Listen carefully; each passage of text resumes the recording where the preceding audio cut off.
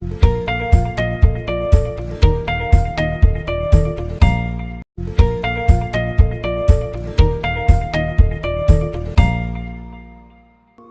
The lord. యేసుక్రీస్తు దివ్యనామంలో ఉదయకాల సమయంలో ప్రభుత్వ ప్రతిదినం అనే కార్యక్రమాన్ని వీక్షించుచున్న మీ అందరికీ నా హృదయపూర్వక వందనాలు తెలియజేస్తున్నాను. సంతోషంగా ఉన్నారా? ఈ మాట అడగగానే చాలా మందికి వచ్చేటువంటి జవాబు ఏంటంటే మేము సంతోషంగా లేమనే చెప్తారు. సంతోషం కొరకు లోకంలో ఎక్కడికెక్కడికో వెతికావు, వెళ్ళావు, ఏవేవో చేసావు. ఇల్లు కడితే సంతోషంగా ఉంటాను అనుకున్నావు, కట్టావు. దేవుని కృపలో కొంతకాలం ఉన్నింది, ఆ సంతోషం మళ్ళా పోయింది. వాహనం కొంటే సంతోషంగా ఉంటాను అనుకున్నావు, కొన్నావు. దేవుని కృపలో మళ్ళీ ఆ సంతోషం వెళ్ళిపోయింది. నీ జీవితంలో అన్నీ ఉన్నాయి కానీ సంతోషం లేదు. అన్నీ పొందుకున్నావు, సంతోషం లేదు. సంతోషం కొరకు ఏవేవో చేస్తున్నావు, ఎక్కడికొక్కడికో వెళ్తున్నావు. బంధువుల మధ్యలో వెతికావు, దొరకలేదు. స్నేహితుల మధ్యలో వెతికావు, దొరకలేదు. తోబుట్టులు, ఆప్తులు, రక్త సంబంధుల మధ్యలో వెతికావు, దొరకలేదు. వెకేషన్స్కి వెళ్తున్నావు, ఏదో తాత్కాలికంగా సంతోషపడుతున్నావు, మళ్ళీ వస్తున్నావు. మళ్ళీ యథా రాజ తదా ప్రజ అన్నట్లుగా నీ దుఃఖం నీదే. అయితే ఉదయకాల సమయంలో నిజమైన సంతోషం, సంపూర్ణ సంతోషం ఎక్కడుందని ఆలోచిస్తూ ఉన్నావా?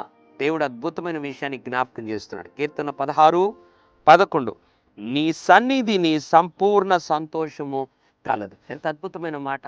దేవుని సన్నిధిలో అరాకొర సంతోషం కాదు, సంపూర్ణమైన సంతోషం ఉంటుందంట. అవును, ఈ లోకంలో సంపూర్ణ సంతోషం దొరికే స్థలం ఎక్కడా కూడా లేదు. ఏ వ్యక్తిలో లేదు, ఏ స్థలములో లేదు, ఏ వస్తువులో లేదు, ఏ వాహనాల్లో లేదు, దేంట్లో లేదు. సంపూర్ణ సంతోషం దేవుని సన్నిధిలో ఉంది. ఎందుకు నువ్వు సంతోషంగా జీవించలేకపోతున్నావు? ఉదయకాలం ఏంగానే దేవుని సన్నిధికి రావాలి, దేవుని వాక్యం చదవాలి, దేవుని సన్నిధిలో మోకరించి ప్రార్థన చేయాలి. వారే దేవుని సన్నిధికి వారు వచ్చి సంతోషించేవారుగా, దేవుని సన్నిధిలో ఉండి సంపూర్ణ సంతోషం పొందుకునేవారుగా ఉంటారు. ఉదయకాల సమయంలో దేవుని సన్నిధిని ప్రేమించని వారికి ఎట్టి పరిస్థితుల్లో సంతోషం ఉండదు. ఉదయకాల సమయంలో ఇంకా నీ జీవితం నిర్లక్ష్యంగా ఉన్నావేమో. దేవుని సన్నిధిలో సంపూర్ణ సంతోషం ఉన్నది గుర్తించి ప్రభు దగ్గర క్షమాపణ కోరి ఇక మీదటైనా దేవుని సన్నిధిలో ఎక్కువగా గడిపి సంపూర్ణ సంతోషానికి పాత్రలు అవుదాం. దేవుడి కృప మనందరికి అనుగ్రహించును గాక. పరిశుద్ధుడా, ప్రేమగల తండ్రి, నీకు వందనాలు.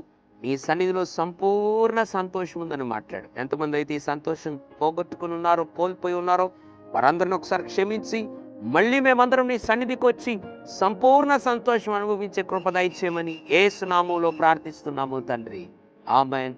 God bless.